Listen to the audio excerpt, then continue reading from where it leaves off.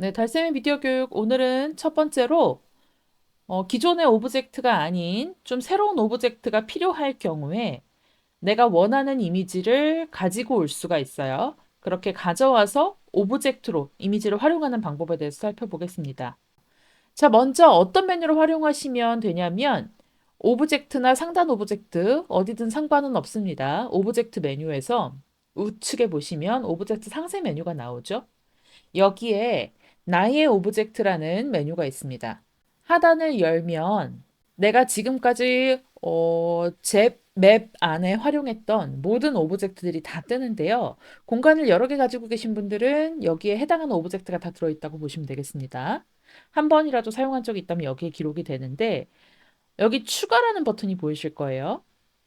네, 이 추가라는 버튼은 기존에 재배에 있는 오브젝트가 아니라 외부에서 내가 원하는 이미지를 가지고 와서 끌어다 쓰는 메뉴라고 보시면 돼요. 여기 벽을 비워놨는데 여기에 포스터를 하나 넣고 싶고요. 멋있는 색감이 좀 알록달록한 포스터 하나. 그리고 여기 왼쪽에는 좀 이 공간은 누구의 것이다라는 그런 로고를 하나 넣고 싶어요. 그래서 이렇게 두 가지를 한번 불러와 볼게요.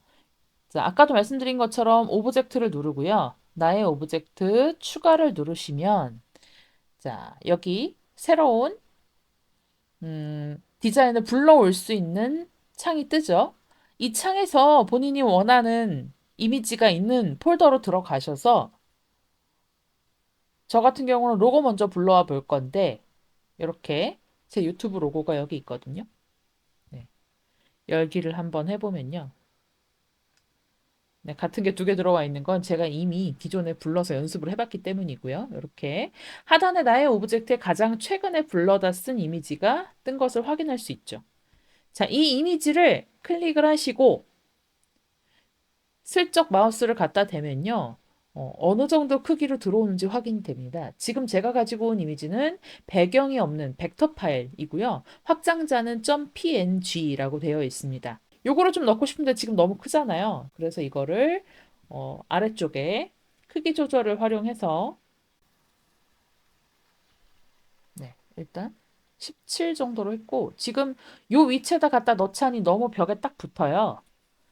네, 그래서 조금만 위치를 조정을 해볼게요. 네, 이렇게 로고를 넣었습니다.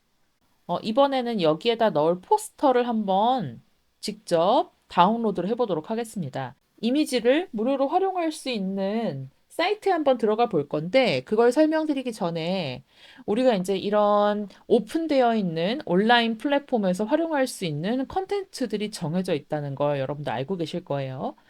네, 우리가 유명한 작가의 그 사진 이미지 같은 것들을 함부로 가져와서 쓸 수 없거든요. 왜 그러냐면 저작권 법에 저촉되기 때문이에요. 지금 이 플랫폼도 잽 같은 경우에도 오픈된 공간이잖아요. 이 공간에 함부로 이미지를 가져와서 사용하시면 안 됩니다. 그래서 그런 저작권과 관계없는 여러 가지 웹사이트들이 있는데 저작권과 관계없이 다운받을 수 있는 사이트들이 있는데 그런 사이트들 우리가 뭐라고 하냐면 CCL이라고 해요. 그 CCL에 대한 설명을 좀 간단히 드려볼까 합니다. 네, 먼저 CCL은 Creative Commons License라고 해서요. 창작자들이 기존의 컨텐츠들을 자기의 자료로 활용하기가 어렵잖아요. 그러나 세상에 새로운 것은 하나도 없다고 기존의 자료들을 활용을 하지 않고서는 우리가 제대로 된 그 창작물을 만들기가 좀 어렵긴 합니다. 특히 영상 같은 경우엔 더더욱 그렇죠.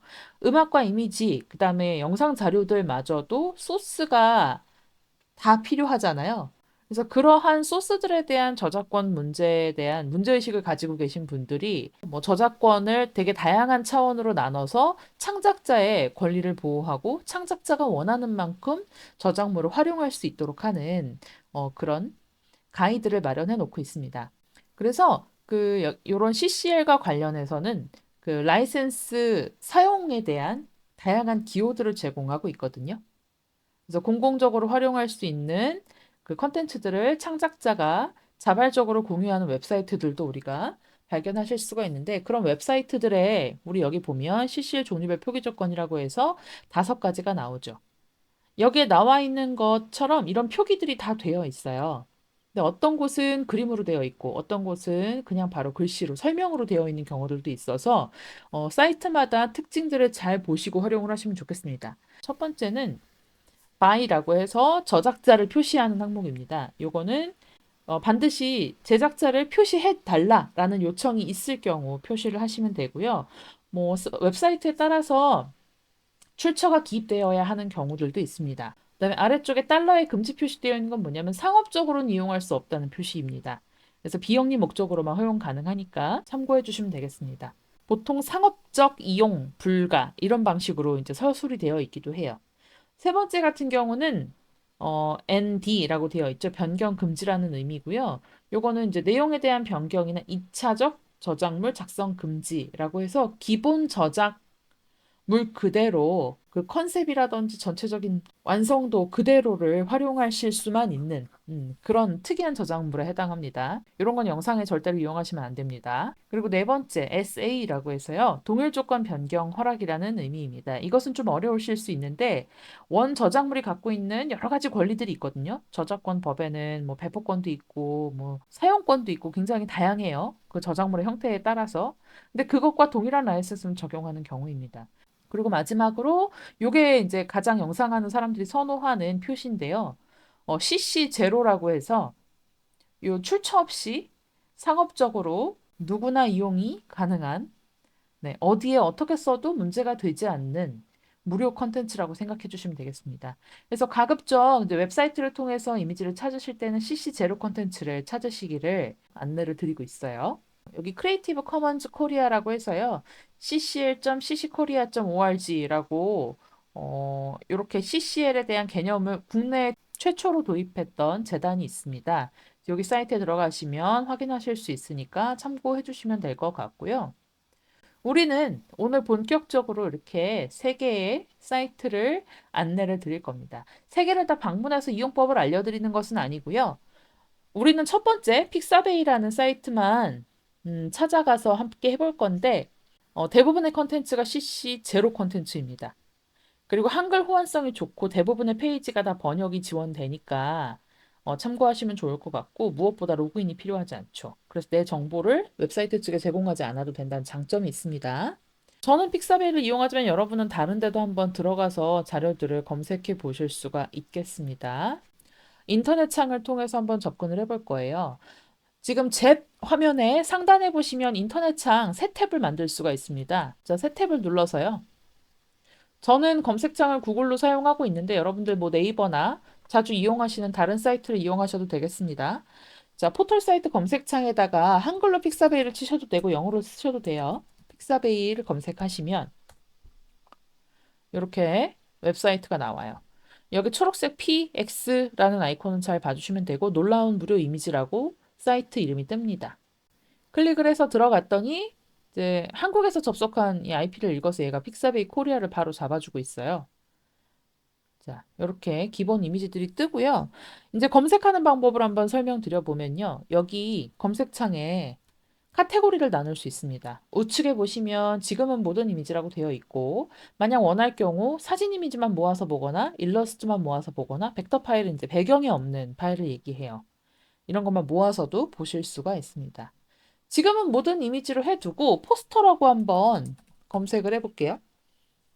지금 카테고리가 하단에 두 가지가 떠요.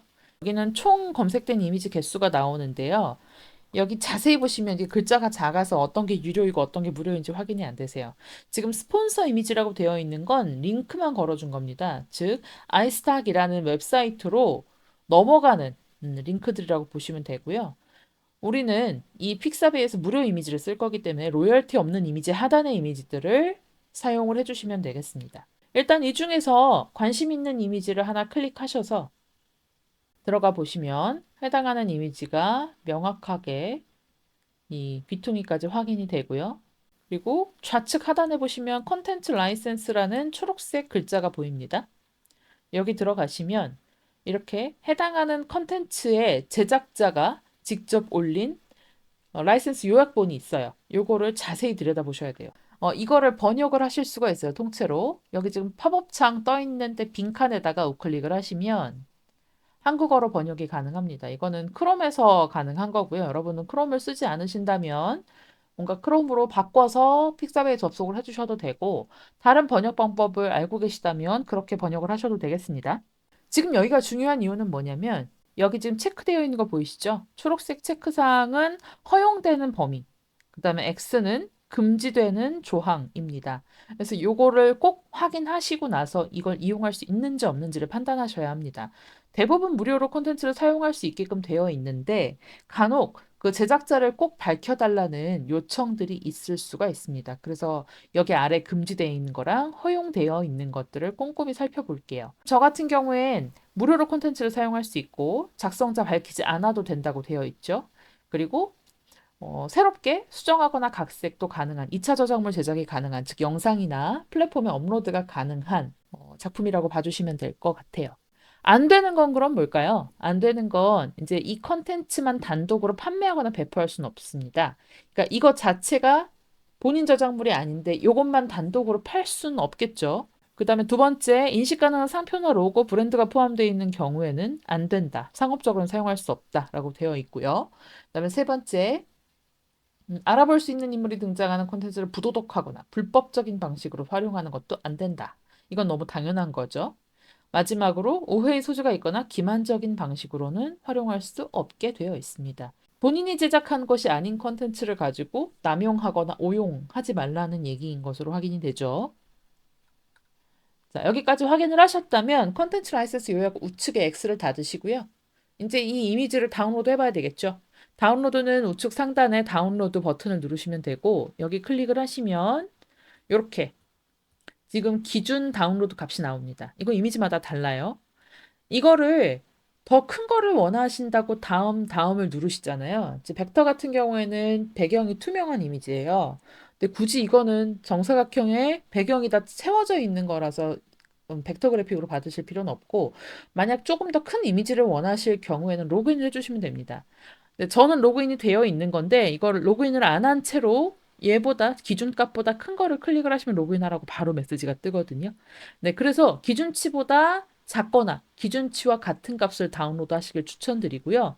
이것도 이제 몇 개, 여러 개를 좀 여기 픽사베이 사이트에서 연속으로 다운로드를 실행하다 보면 이제 로그인하라고 또 뜨게 되어 있어요. 이제 하루에 이용할 수 있는 개수가 제한이 되어 있는 거죠. 그런 것들은 참고해서 보시면 될 것 같습니다. 자, 저희는 잽에서 이거 벽에 붙일 포스터거든요. 근데 잽 공간 자체가 그렇게 크지 않아요. 그래서 저는 오히려 더 작은 이미지로 얘를 받아볼게요. 기준값보다 하나 낮춰서 다운로드 버튼을 누릅니다. 그러면 다운로드 되었다고 나오고요. 여기 이제 저작자 이름이 뜨죠. 이 사람을 표시해도 되고 안 해도 되고, 네, 그건 자유입니다. 바로 닫으시면 됩니다. 그럼 다운로드된 이 이미지가 어디가 있냐면 우측에 이렇게 다운로드 표시가 나와 있어요. 거길 누르시면 방금 다운로드한 이미지 이름이 뜨고요. 폴더 모양으로 폴더로 바로 접근할 수 있는 경로를 열어주고 있습니다. 여기 클릭하시면 이렇게 다운로드 폴더가 뜨면서 해당하는 이미지가 맞는지 오른쪽에 확인이 가능하죠. 네, 이런 방식으로 포스터를 받았고요. 저는 지금 다운로드 방에 넣어놨네요. 네, 요거를 이제 잽에서 한번 불러보도록 하겠습니다. 자, 부르는 방법 똑같아요. 오브젝트나 상단 오브젝트 어디에 가셔도 상관없고, 여기 이제 나의 오브젝트에서 추가 버튼을 누를 거예요. 저는 이미 그 이미지를 받아놔서 그런 거고요. 여러분들은 추가하고 싶으시면 플러스 추가 누르셔가지고 해당하는 이미지가 있는 방으로 가시면 돼요. 저는 다운로드 방에 있었으니까 다운로드 눌러서 해당하는 이미지를 열어주시면 되겠죠. 가지고 왔다고 칠게요. 아마 가장 최근에 가지고 온 거는 왼쪽 끝에 뜰 겁니다. 자, 이 포스터를 클릭을 해보면 슬쩍 갔다가 대보면요. 얘는 지금 벽 위에다 바로 얹는 거기 때문에 굳이 상단 오브젝트가 아니어도 돼요. 그냥 기본 오브젝트에도 벽 위에는 다 붙죠. 너무 크죠? 얘도 마찬가지로 크기를 좀 조정을 해주겠습니다. 약간 오른쪽으로 한번 가볼게요. 가로로 5만 한번 더 줘볼까요? 네, 딱 좋겠는데요. 네, 이런 방식으로 외부 이미지를 가지고 와서 활용하는 방법에 대해 알아보았습니다. 네, 다음 시간에는 상단 오브젝트에 대해서 한번 살펴보도록 할 건데요. 상단 오브젝트를 어떨 때 적용하면 좋은지, 또 그 종류는 무엇이 있는지 살펴보겠습니다. 더불어 텍스트 오브젝트와 그 워드 아트에 대해서도 살펴볼 건데, 그 공간 안에 오브젝트 형태로 글씨를 넣을 수 있습니다. 네, 그것들의 활용에 대해서도 알아볼게요. 구독과 좋아요, 알림 설정 부탁드립니다.